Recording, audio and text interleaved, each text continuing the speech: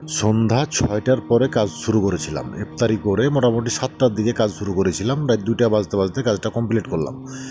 Saudi আরবে কিন্তু ওপরে অসলা দেয়, নিচে কিন্তু গোটা হাব্বা দেয়, মানে গোটা দেয় নিচে, আর ওপরে কিন্তু অসলা দেয়। আমিও ভাবে দিলাম।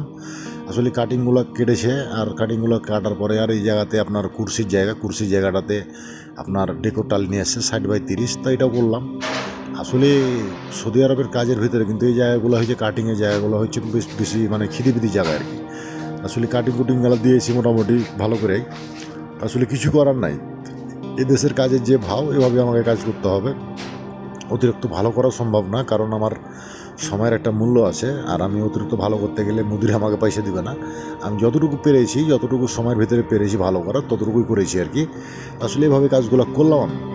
দ্বিতীয় কথা যে আপনার কাজের পরে যদি আপনি থাকেন আর কাজ কাম ঠিক মতো করতে পারেন, আপনি অবশ্যই ভালো একটা বেতন পাবেন, ভালো একটা বেতনে কাজ করতে পারবেন, আর কাজও থাকবে, সব সময় কাজ থাকবে।